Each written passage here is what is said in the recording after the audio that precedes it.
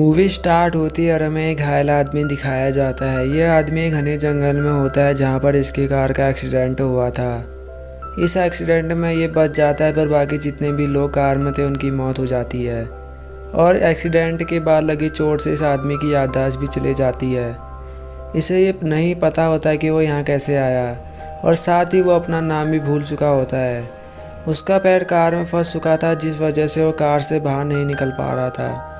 वो कार के डोर को ओपन करने की कोशिश करता है, पर वो नहीं खुलता।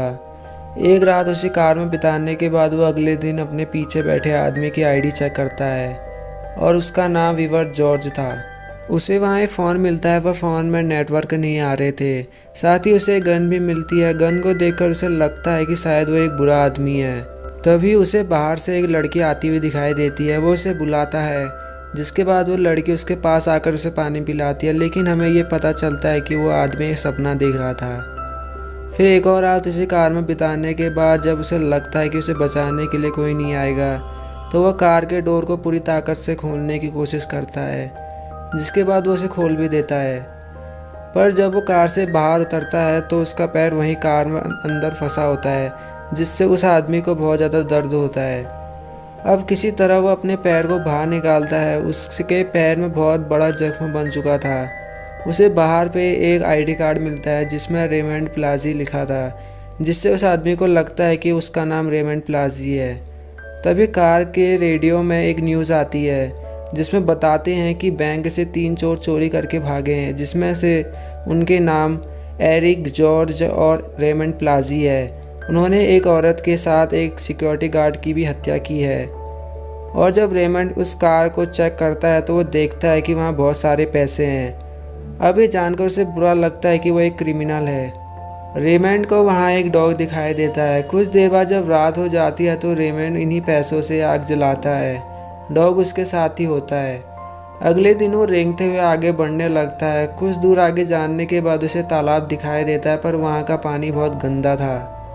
उसके बाद वो रेंगते हुए और आगे बढ़ता है और उसे जल्दी एक रिवर मिल जाती है। वो वहाँ पानी पीता है और मछलियों को पकड़ने की कोशिश करता है। हम देखते हैं कि इस डॉग और रेमंड की काफ़ी अच्छी दोस्ती हो गई है। रेमंड उस रिवर से पार करने की कोशिश करता है, पर पानी के बहाव के साथ बहने लगता है।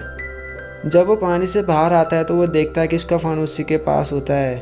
वो रेंगते हुए आगे बढ़ने लगता है, पर जल्द ही रात हो जाती है। अगले दिन वो फिर से रेंगते हुए आगे बढ़ता है और उसी जगह वापस आ जाता है जहां उसकी कार का एक्सीडेंट हुआ था। रेमंड बहुत ज़्यादा परेशान हो जाता है, लेकिन वो सोचता है कि उसके पास बस 2 रास्ते हैं, या तो वो यहीं रुके या फिर आगे बढ़ता रहे। इसलिए वो रेंगते हुए बस आगे बढ़ने लगता है और वो जल्दी थक जाता है, पर उसका डॉग भौंकते हुए उसे इशारा करता है कि आगे रोड आ गई है। अब रेमंड फिर से रेंगते हुए आगे जाता है और वो वहाँ देखता है कि रोड के किनारे एक डेड बॉडी पड़ी है। वो डेड बॉडी को चेक करता है, जिसमें से उसे एक आईडी कार्ड मिलता है और उसे पता चलता है कि रेमंड प्लाजी ये है और मैं क्रिमिनल नहीं हूँ। तभी इस आदमी को कुछ याद आता है कि जब वो अपनी वाइफ के साथ शॉपिंग पे गया था। इसके बाद बैंक और रॉबर्स ने उसे पकड़ लिया और उसे अपने साथ ले जाने लगे। अब इसके बाद वो आदमी फ़ोन निकालता है और नेटवर्क होने पर 911 पर कॉल करता है। फिर अगले सीन में हम देखते हैं कि पुलिस वहां आकर उसे बचा लेती है। यह आदमी उस पुलिस ऑफिसर से अपनी डॉग को साथ में लाने को कहता है, पर जब ऑफिसर डॉग को देखने जाता है तो यहाँ पर कोई भी डॉग नहीं होता, जिससे हमें ये पता चलता है कि वो डॉग उस आदमी का सिर्फ इमेजिनेशन था, जिसकी मदद से वो खुद को ही गाइड कर रहा था। अब यहाँ से निकलते वक्त वो आदमी सीट बेल्ट पहनता है, जिससे उसे याद आता है कि जब रॉबर्स ने उसे पकड़ा था तो उसने सीट बेल्ट लगा दी थी। फिर उसने उस कार के स्टीयरिंग को घुमाकर उस कार के बैलेंस को डिसबैलेंस कर दिया था, जिससे कार का एक्सीडेंट हो गया था, जिससे वो तो बच गया पर बाकी सभी मारे गए थे। और इसी के साथ ही मूवी यहीं पर ख़त्म हो जाती है।